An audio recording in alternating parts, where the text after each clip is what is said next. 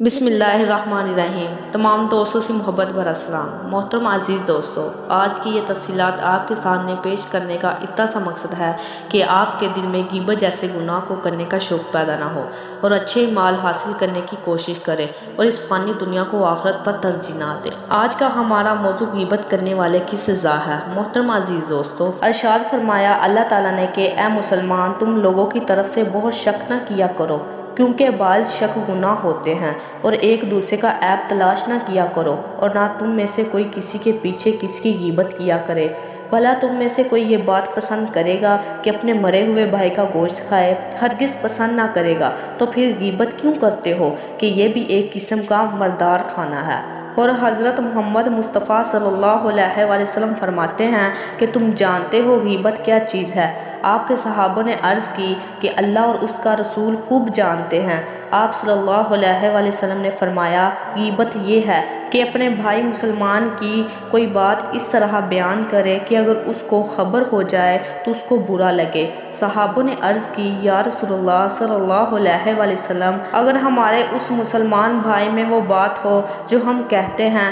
آپ صلی اللہ علیہ وآلہ وسلم نے فرمایا، اگر اس میں وہ بات ہے جو تم کہتے ہو تو تم نے اس کی غیبت کی، اور اگر اس میں وہ بات نہ ہو تو تم کہتے ہو تو تم نے اس پر بہتان لگایا۔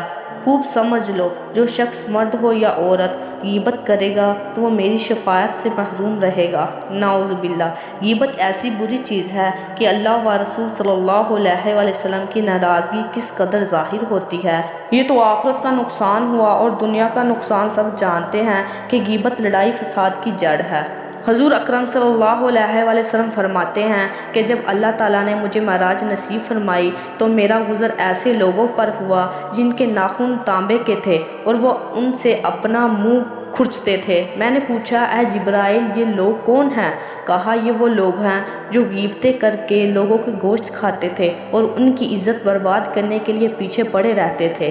ایسا کون آدمی ہے جو ظاہری اور باطنی عیبوں سے خالی ہو؟ یہ تو اللہ کا فضل و کرم ہے کہ ایک کے دل میں دوسرے کی عزت ڈال دی اور عزت کو عیبوں کا پردہ پوش بنا دیا کہ آپس میں نفرت نہ ہو۔ جیسے ہر پیٹ میں پخانہ پیشاب کی الا بلا بڑھی پڑی ہے، مگر گوشت نے پردہ بن کر ان کو چھپا لیا ہے، ورنہ ہر شخص دوسرے کے پاس نہ بیٹھ سکتا تھا۔ بس جو شخص پیٹھ پیچھے کسی کی غیبت کرتا ہے اور اپنی عزت بڑھانے کے لیے اس کے عیب کھولتا ہے، وہ گویا مردے کا گوشت کھاتا ہے، اور اس بھائی مسلمان کو خبر بھی نہیں کہ اس کا بھائی اس کے ساتھ کیا سلوک کر رہا ہے۔ دیکھو، شیر ایک حیوان اور پھاڑ کھانے والا جانور ہے، مگر مردار گوشت کھانے سے نفرت کرتا ہے۔ پھر مسلمان جو کہ انسان ہے، اللہ و رسول صلی اللہ علیہ وآلہ وسلم کے حکموں کو مانتا ہے، تو وہ بہت زیادہ اس کا حقدار ہے کہ نفرت کرے، کیونکہ غیبت کرنا زنا وغیرہ سے بھی زیادہ سخت اور گندہ گناہ ہے۔